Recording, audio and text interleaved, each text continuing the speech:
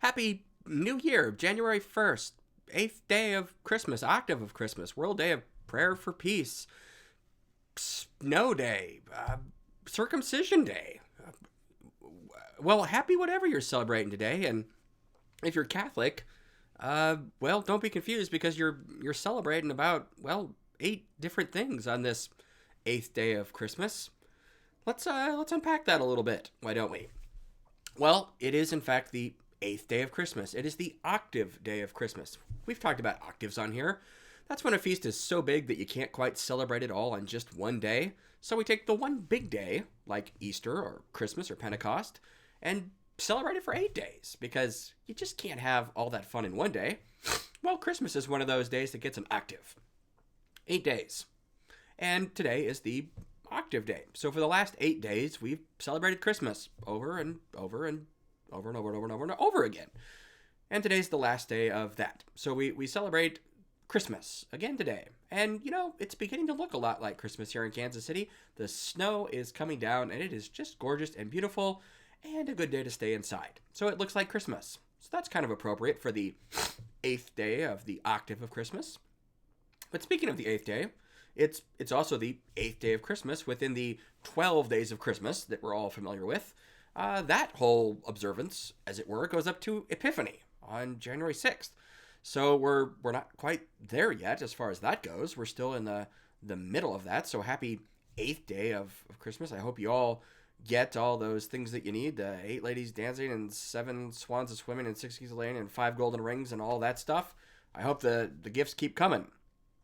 Well, it's also January 1st, which makes it New Year's Day, at least in our secular calendar. So there's nothing particularly religious about that, although in the history of religion, we often keep calendars and celebrate new things like new moons and New Year's. And so, yeah, there is a bit of hope throughout the world, especially as we head into 2021, that this will be a year filled with God's grace. And you know what? 2020 was a year filled with God's grace as well. Think how bad it could have been if it wasn't for God's grace. It could have been worse. Isn't that a great way to look at 2020? It could have been worse. And 2021, well, it too will be a year filled with God's grace, so we implore that. Speaking of secular kind of things, there's a religious connection here too, that it is also the World Day of Prayer for Peace. Church created that. I was thinking this morning that, I can't think of any major war that is raging right now. How often do we get to say that on January 1st? It's been a couple years, I guess, since there's really been a major new war breakout, so that's kind of nice.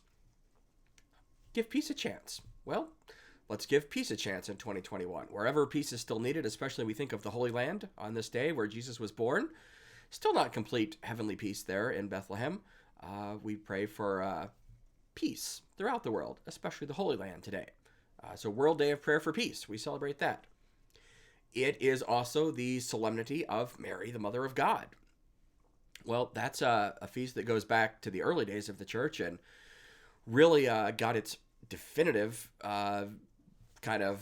endorsement, as it were, by the church in the year 430 at the Council of Ephesus, when some people started to question, could we call Mary the Mother of God? Doesn't that make it sound like Mary is the origin of God? Well, no. Here's what the church said. Church said, people don't give birth to ideas or natures or things like that. People give birth to, well, people. And so Mary gave birth to a person. That person was God. Jesus was God before his birth, before his conception, in fact.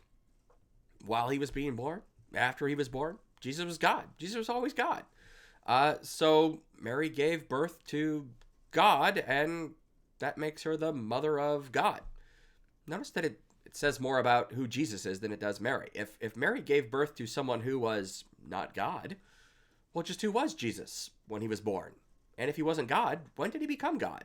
And if he became God at some other time, well, that makes you Arian, and that makes you a heretic, which is not a very happy thing to be at Christmas time. So we're all very grateful today. If you're Christian, you believe that Mary was Mother of God. Whether you like it or not, you believe that, or else you're a heretic.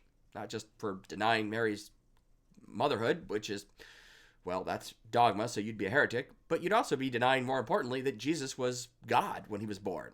And that's really, really bad. So let's not do that. Happy Mary, Mother of God Day.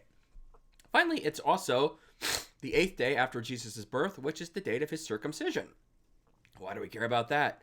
Well, because today is the day that Jesus gets his name. It's his name day.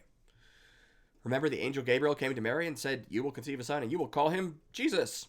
Yay! And Joseph was also told in a dream, "Don't be afraid to name him Jesus." Why is that such a big deal? Well, because we know who mothers of children are because, well, children come out of their mothers. Pretty easy to tell. Not as easy to tell who the father is. And so the day that a child legally becomes the son of his father is on the 8th day when the boy is given his name by his father. When the father names him, he's saying, "I claim this child legally as mine." So today is the day that Jesus legally got his name Jesus. And that's kind of important because we read that whole big, long, confusing genealogy. So-and-so begat so-and-so begat so-and-so begat so-and-so back on Christmas. Well, today's the day that all matters, because Joseph, who is not the biological father of Jesus, today becomes the legal father of Jesus, and Jesus becomes legally Joseph's son when he gets his name. So today, we celebrate all this. Circumcision Day, Mary Mother of God Day, World Day of Prayer for Peace, January 1st, Civil New Year, 8th day in the octave of Christmas, the 8th day in the 12 Days of Christmas song. It's all this. And so, isn't it great that we start the new year with a traditional Catholic thing to do? We celebrate.